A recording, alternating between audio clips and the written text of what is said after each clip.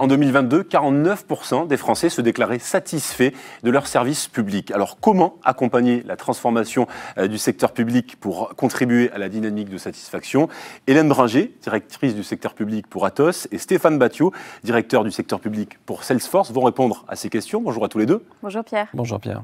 Comment les solutions fournies par Atos et Salesforce répondent-elles aux défis actuels de la transformation du secteur public?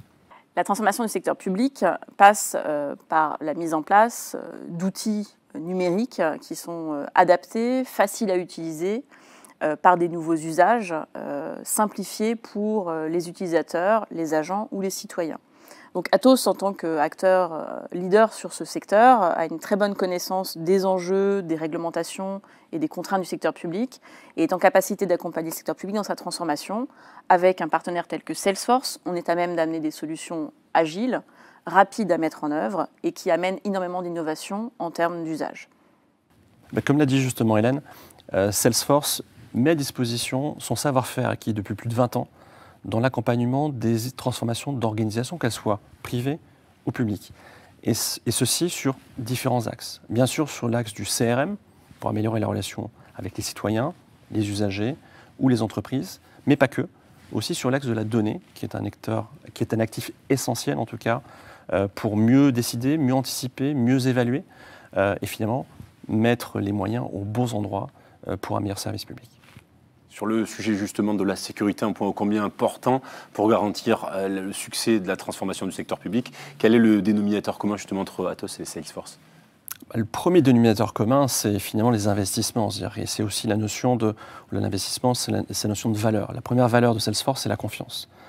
Nos clients nous font confiance depuis plus de 20 ans pour protéger leurs données, bien sûr pour les mettre à disposition de manière innovante, en tout cas de manière toujours à l'état de l'art, mais surtout en prendre soin. Et donc ça, c'est le premier élément de valeur.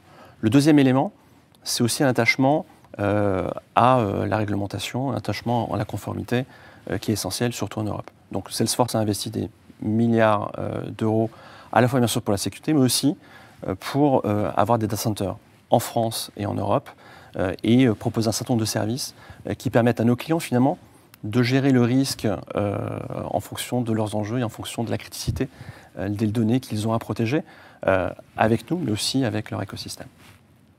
En complément à ce que Salesforce a mis en œuvre, la souveraineté, la sécurité est vraiment au cœur de l'ADN du groupe. On est constructeur, éditeur de solutions de sécurité. Donc on va être en capacité de mettre en œuvre, par exemple, des HSM qui vont crypter de bout en bout les traitements, les données sur Salesforce, avec donc nos chiffreurs Trustway. On va pouvoir mettre en place des solutions d'authentification fortes pour protéger les accès et également des services de supervision, des SOC, qui vont permettre de surveiller que les systèmes ne sont pas cyber-attaqués.